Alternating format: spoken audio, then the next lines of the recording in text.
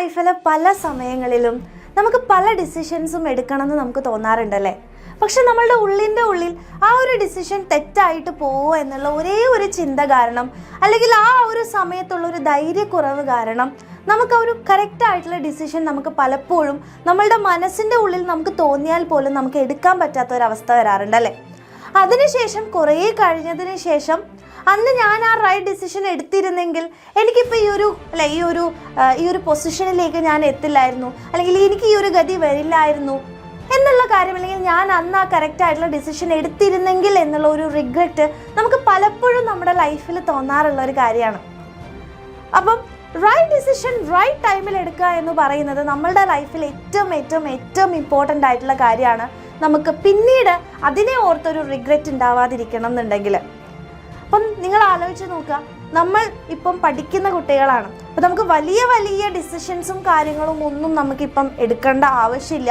നമ്മുടെ ഏറ്റവും മെയിൻ ആയിട്ടുള്ള മോട്ടീവ് എന്ന് പറയുന്നത് ഈ നമ്മൾ പഠിക്കുന്ന കാലങ്ങളിൽ നമ്മളുടെ പഠനം, അതിൻ്റെ റിസൾട്ട് എന്നൊക്കെ പറയുന്നത് ഏറ്റവും ബെസ്റ്റാക്കി നമ്മളുടെ പാരൻസിനെയും ഏറ്റവും ഉപരി നമ്മളെ തന്നെ പ്രൗഡാക്കാൻ വേണ്ടി കിട്ടുന്ന ഒരു അവസരം നമ്മൾ കറക്റ്റായിട്ട് ഉപയോഗിക്കുക എന്നുള്ളത് തന്നെയാണ്.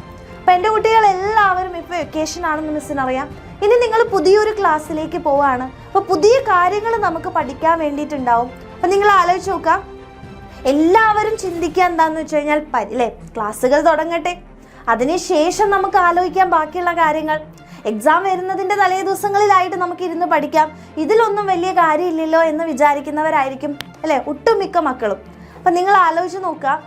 അപ്പോൾ ആ സമയത്ത് എന്താ പ്രശ്നം എന്ന് വെച്ചാൽ എല്ലാ വർഷങ്ങളിലും ഇത് നമ്മൾ റിപ്പീറ്റ് ചെയ്ത് വരും. നമുക്കറിയാം കറക്റ്റായിട്ട് പഠിച്ചു പോയിട്ടില്ല എന്നുണ്ടെങ്കിൽ അവസാന നിമിഷത്തിൽ നമുക്ക് കുറച്ച് ബുദ്ധിമുട്ടുകൾ ഉണ്ടാവും.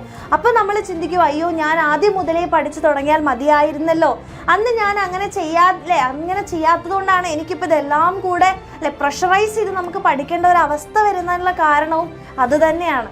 അപ്പോൾ പല സമയങ്ങളിലും കറക്റ്റായിട്ടുള്ള ഒരു ഡിസിഷൻ എടുക്കുക എന്ന് പറയുന്നത്, അല്ലെങ്കിൽ കറക്റ്റായിട്ട് നമ്മൾ ഹാർഡ് വർക്ക് ചെയ്യുക എന്ന് പറയുന്നത് ഏറ്റവും ഇമ്പോർട്ടൻ്റ് ആയിട്ടുള്ള കാര്യമാണ്.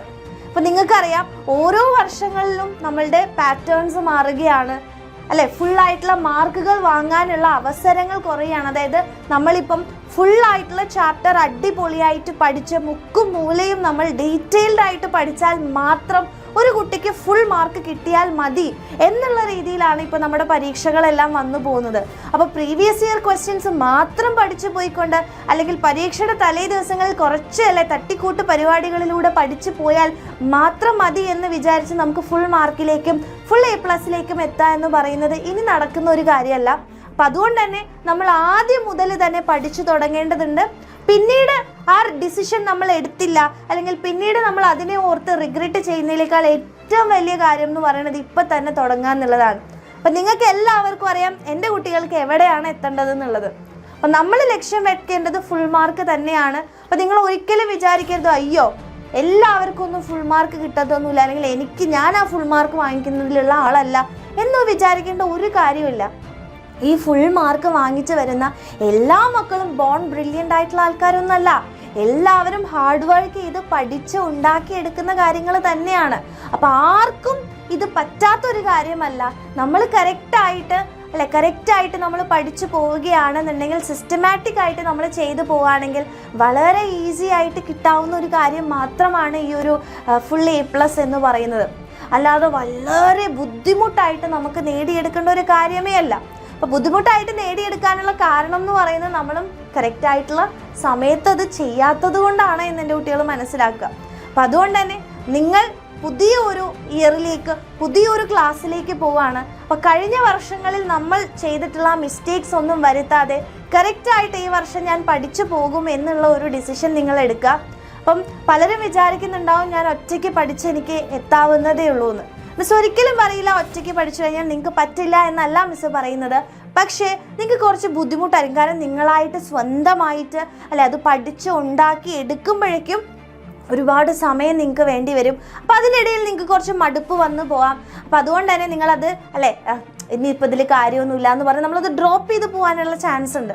അപ്പം അതിന് പകരം നിങ്ങൾക്ക് എല്ലാം ഒരാൾ തരികയാണല്ലേ, എങ്ങനെയാണ് പഠിക്കേണ്ടതെന്ന് പറഞ്ഞു തരുന്നു, കോൺസെപ്റ്റ് ക്ലിയർ ചെയ്ത് തരുന്നു, നിങ്ങളുടെ ഡൗട്ട്സ് എല്ലാം നമ്മൾ ക്ലിയർ ചെയ്ത് തരുന്നു. അതുപോലെ തന്നെ എങ്ങനെയാണല്ലേ എക്സാംസിന് വരുന്ന ക്വസ്റ്റ്യൻസ് എന്താണെന്ന് പറഞ്ഞു തരുന്നു, പ്രീവിയസ് ഇയർ ക്വസ്റ്റ്യൻസ് സോൾവ് ചെയ്ത് തരുന്നു, ടെക്സ്റ്റ് ബുക്കിലെ എല്ലാ ക്വസ്റ്റ്യൻസും നിങ്ങൾക്ക് പറഞ്ഞു തരുന്നു. എല്ലാ കാര്യങ്ങളും നിങ്ങളുടെ കയ്യിൽ വെച്ച് തരാൻ വേണ്ടി ഒരാളുണ്ടായെങ്കിൽ പിന്നെ എന്താ ഇത്ര പഠിക്കാനുള്ളത് അല്ലേ? വളരെ എളുപ്പത്തിൽ നമുക്ക് ആ ഒരു കാര്യങ്ങൾ മാത്രം ഒന്ന് കുറച്ച് നേരം ഇരുന്ന് പഠിച്ചാൽ തീരുന്ന പ്രശ്നം മാത്രമേ ഉള്ളൂ. അപ്പോൾ ഇത്രയും കാര്യങ്ങൾ നിങ്ങൾ സ്വന്തമായിട്ട് എടുക്കേണ്ട ഒരാവശ്യമില്ല. എല്ലാം നിങ്ങളുടെ കയ്യിൽ വെച്ച് തരാൻ വേണ്ടി നമ്മുടെ എക്സാമിനറിൻ്റെ ബാച്ചസ് ഇവിടെ ഉണ്ട്. അപ്പം നിങ്ങൾക്ക് എല്ലാവർക്കും അറിയാം എക്സാമിനറിൻ്റെ ബാച്ചസിലേക്കുള്ള അഡ്മിഷൻസ് നടന്നുകൊണ്ടിരിക്കുകയാണ്. അപ്പോൾ റൈറ്റ് ആയിട്ടുള്ള ഒരു ഡിസിഷൻ നിങ്ങളുടെ ലൈഫ് തന്നെ മാറ്റിമറിക്കാം.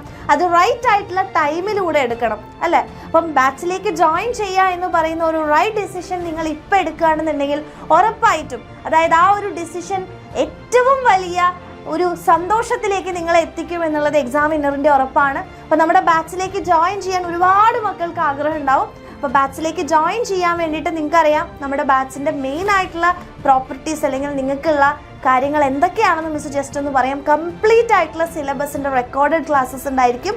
അതിൻ്റെ ലൈവ് സെഷൻസും ഡൗട്ട് ക്ലിയറിംഗ് സെഷൻസും ഉണ്ടായിരിക്കും. അതുപോലെ തന്നെ വർക്ക്ഷീറ്റ്സ്, അതുപോലെ എക്സാംസ്, ഓരോ ചാപ്റ്റേഴ്സ് കഴിയുമ്പോൾ എക്സാംസ്, നിങ്ങൾക്ക് എല്ലാ കാര്യങ്ങളും പ്രീവിയസ് ഇയർ ക്വസ്റ്റ്യൻസിൻ്റെ വീഡിയോസ്, എല്ലാ കാര്യങ്ങളും നമ്മുടെ ആപ്പിൽ അവൈലബിൾ ആയിരിക്കും. അതൊന്ന് പഠിച്ചാൽ മാത്രം മതി. അപ്പോൾ ബാച്ചിലേക്ക് ജോയിൻ ചെയ്യാൻ എൻ്റെ കുട്ടികൾക്ക് വളരെയധികം ആഗ്രഹമുള്ള മക്കളുണ്ടാവും. സോ വേഗം തന്നെ ഈ നമ്പറിലേക്ക് മെസ്സേജ് ചെയ്യുക. ആൻഡ് കംപ്ലീറ്റ് ആയിട്ടുള്ള ഡീറ്റെയിൽസ് നിങ്ങൾ ചോദിക്കുക. നിങ്ങളുടെ ഡൗട്ട്സ് എല്ലാം ഓപ്പൺ ആയിട്ട് ചോദിച്ചുകൊണ്ട് ബാച്ചിലേക്ക് ജോയിൻ ചെയ്യുക. സോ ഈ ഒരു റൈറ്റ് ടൈം, ഇതൊരു റൈറ്റ് ആയിട്ടുള്ള ടൈമാണ്. ആൻഡ് ഈ റൈറ്റ് ടൈമിൽ നിങ്ങൾ ഏറ്റവും റൈറ്റ് ആയിട്ടുള്ള ഈ ഡിസിഷൻ എടുക്കുകയാണെങ്കിൽ ഓഫ് കോഴ്സ് നിങ്ങളുടെ ഇയർ ഏറ്റവും ബെസ്റ്റ് ആയിരിക്കും. ആൻഡ് റിസൾട്ട് വരുമ്പോൾ ഒരു പുഞ്ചിരിയോടുകൂടെ മാത്രമായിരിക്കും നമ്മളത് ഫേസ് ചെയ്യാൻ വേണ്ടി പോകുന്നത്. അപ്പോൾ എൻ്റെ എല്ലാ കുട്ടികൾക്കും all the very best. Correct ആയിട്ടുള്ള ഡിസിഷൻ ആലോചിച്ചെടുക്കുക. Thank U.